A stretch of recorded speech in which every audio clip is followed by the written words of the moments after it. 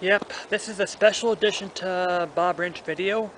First of all, I've ridden a horse today again, back to be on the saddle. And it's 60 degrees outside, and it's pretty about time for a treat after a long winter. But this is a special thing this is one of the special things that, regardless, is okay. The Entertainment Software Association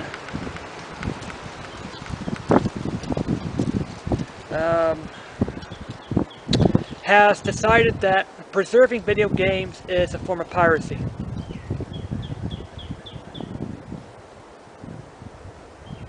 Okay, preserving the video game as far as hacking is considered piracy.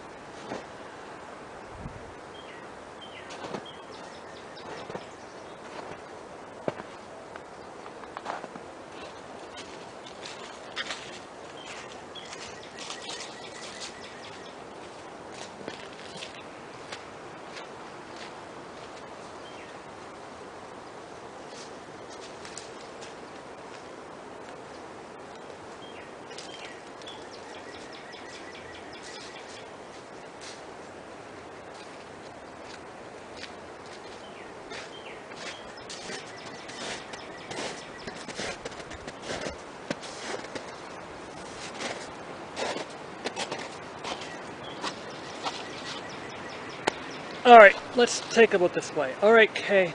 Suppose I bought a car from Toyota, alright?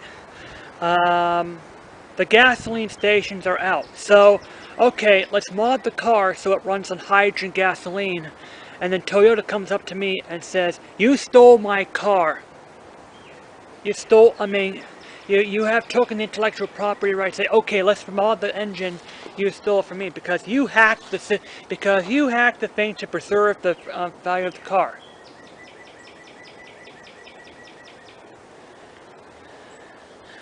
All right. Before I move on, if there's any static or like this in the camera, pardon me. Yeah, I'm running an older thing because this iPod, because the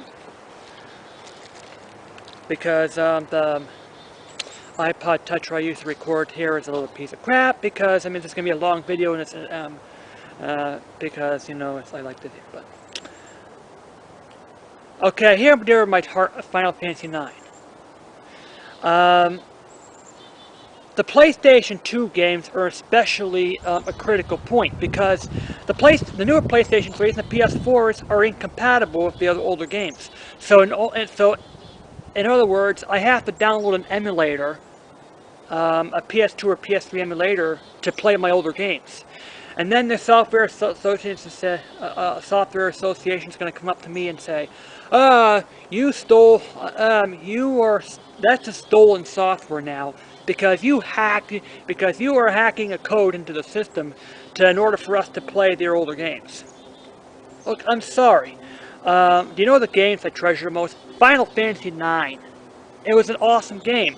Too bad I can't play it on the PlayStation 4 because the PS4 can't support the discs. It's wonderful that you guys, it's really wonderful that, it's the remastering the game. I like to have it remastered and have it on a new dimensions.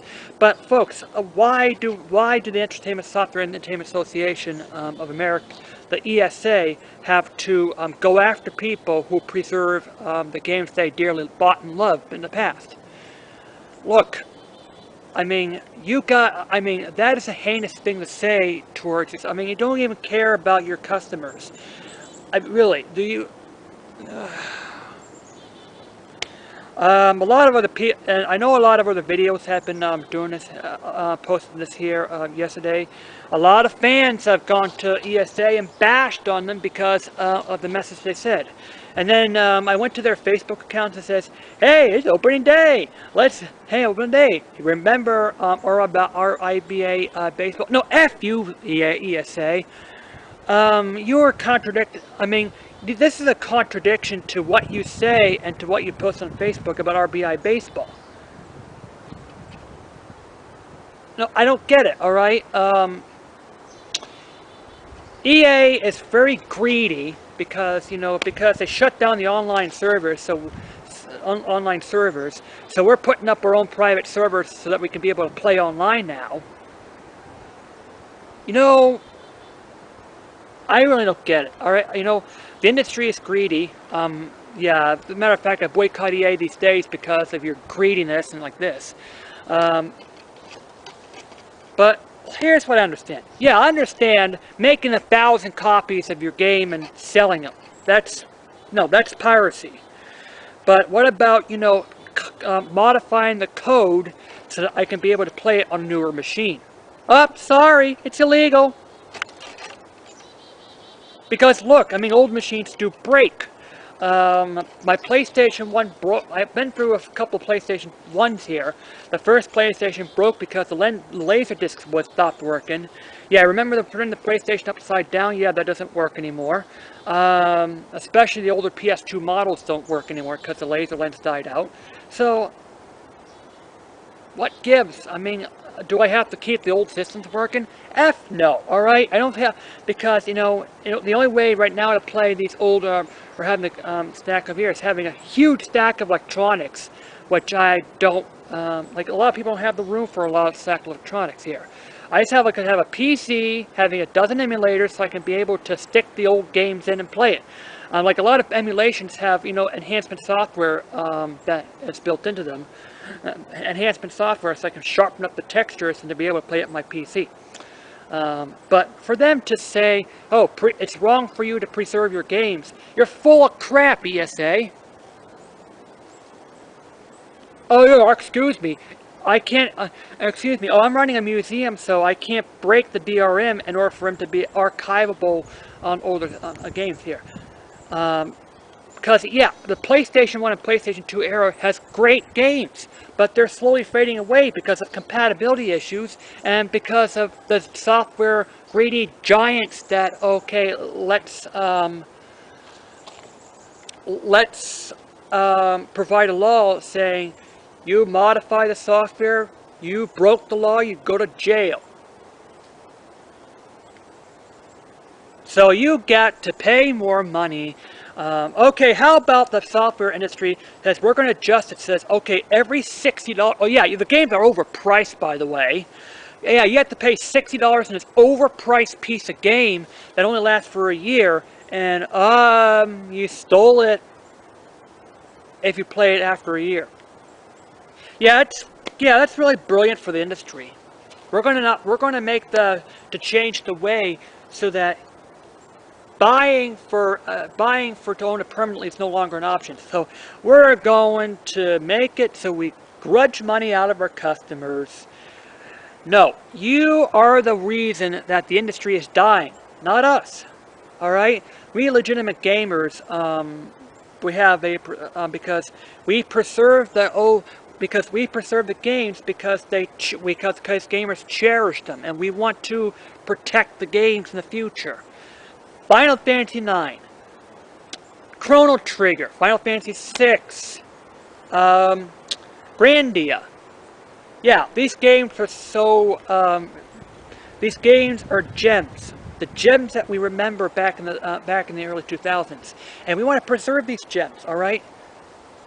No, because the industry is making crappy games these days. They're just ruining Final Fantasy. They don't want to give a crap about Final Fantasy IX. Oh yeah, we're going to make Final Fantasy 7. No, we're going to make Final Fantasy 7 again. No, I want Final Fantasy 9. Alright, Activision's watering down a couple of IPs now. Call of Duty, well, you don't give a crap about Pitfall anymore. So, the only way you can play a legit Pitfall game, which is Pitfall The Lost Expedition, is, okay, I have to dig out Pitfall The Lost Expedition from the GameCube or Pitfall The Big Adventure for the Wii, and that's the only thing I can go back to now. Because, look,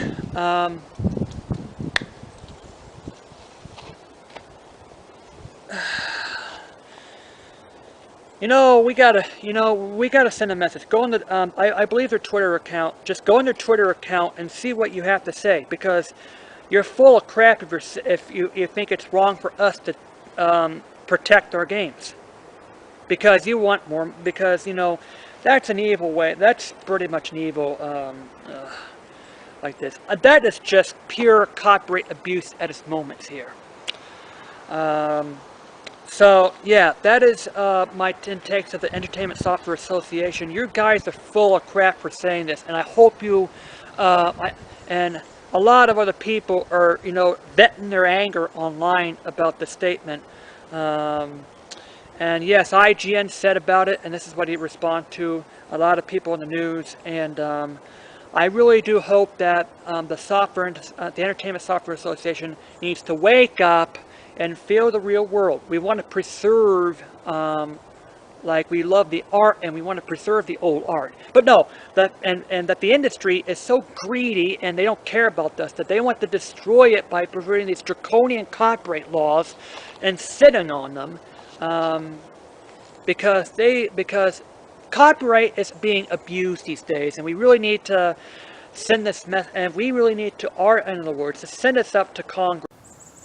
Yeah, I ran out of space on the memory card here, but a couple of other things that we're going to begin here. But we need to send a message to Congress report to saying, look, enough is enough. All right, we need a balance here about the copyright laws, but we need to make it so that we need to protect the works.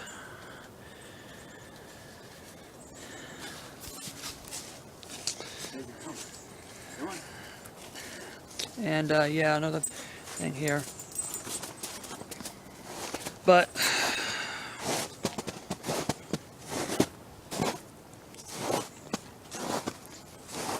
this is a special edition to Bob Branch video. And we need to send a message to the ESA and Congress saying that we need to revamp laws to make it balance in the digital age. And yeah. And this is me, JD out. Yeah, before I go, a couple other news report to you.